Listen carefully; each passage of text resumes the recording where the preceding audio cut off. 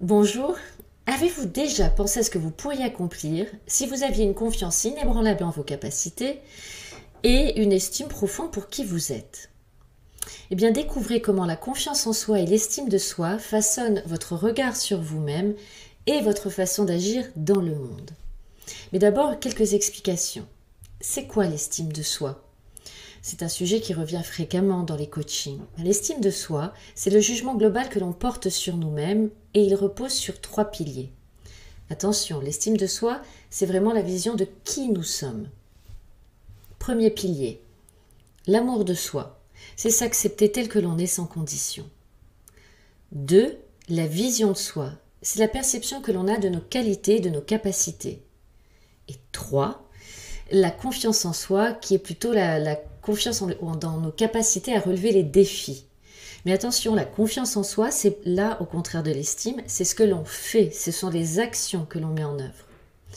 Les psychologues dénomment même un quatrième pilier qui serait l'acceptation de soi, qui est de savoir reconnaître ses défauts sans les juger trop sévèrement. Qu'est-ce que vous apporte une bonne estime de vous? L'estime de soi, c'est la base de votre bien-être intérieur psychologique. C'est ce qui va vous permettre, une meilleure résilience face aux échecs, car ce que vous vivez comme des échecs, vous le prenez plutôt comme une opportunité de croissance et non pas comme une preuve ou une démonstration de votre incompétence. 2. Un bien-être psychologique renforcé. Avoir une bonne estime de soi permet de réduire les pensées négatives et d'améliorer votre humeur. Donc, vous êtes plus en paix avec vous-même. 3. C'est des relations plus authentiques.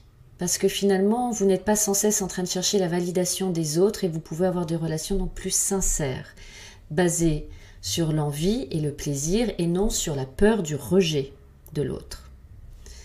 4. Une capacité à fixer des limites. Car avec une bonne estime de soi, vous êtes plus en capacité de dire non, car vous respectez vos besoins et vos valeurs. Donc c'est important cette estime de soi, parce que sans elle, on se dévalorise constamment.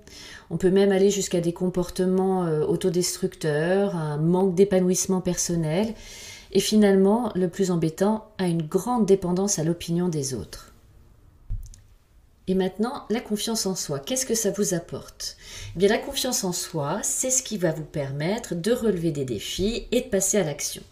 Donc ça influe directement sur vos comportements et vos décisions. Ça va vous permettre notamment, d'avoir plus d'audace, sortir de votre zone de confort, prendre des risques et vraiment tenter de nouvelles expériences. 2. Ça va vous donner un sentiment de contrôle parce que vous vous sentez capable de faire face aux imprévus car vous croyez en vos capacités à trouver des solutions. 3.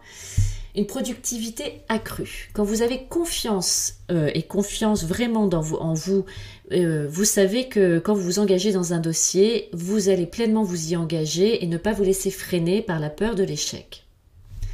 4. Une meilleure image auprès des autres. La confiance en soi, ça inspire les autres. Quand vous avez confiance en vous, c'est inspirant et ça renforce votre leadership, que ce soit dans la vie personnelle ou professionnelle. Donc on voit à quel point c'est important la confiance en soi. C'est vraiment, sans elle, on va avoir tendance à éviter les opportunités, à douter de ses capacités et parfois à passer à côté de moments décisifs dans notre vie. Alors, pourquoi cultiver les deux est essentiel? Bien que connectés, l'estime de soi et la confiance en soi occupent des fonctions distinctes et complémentaires. L'estime de soi, c'est ce que vous êtes, donc c'est le socle de votre identité et de votre bien-être intérieur. Si vous n'avez pas une bonne estime de vous-même, vous risquez de ne pas vous sentir digne de ce que vous accomplissez, même si vous avez confiance en vos capacités. La confiance en soi, c'est ce que vous faites, ça vous pousse à agir, à concrétiser vos objectifs. Mais si elle n'est pas soutenue par une bonne estime de vous, elle peut être fragile et dépendante uniquement des réalisations extérieures et des réussites extérieures et du regard externe. En résumé, l'estime de soi, ça vous donne une stabilité émotionnelle et la confiance en soi, du dynamisme et de l'audace. Donc cultiver sa confiance en soi et son estime de soi, c'est vraiment essentiel pour avoir une vie pleinement équilibrée et épanouie. C'est ce qui va vous permettre d'aligner vos actions avec vos valeurs et vos aspirations personnelles.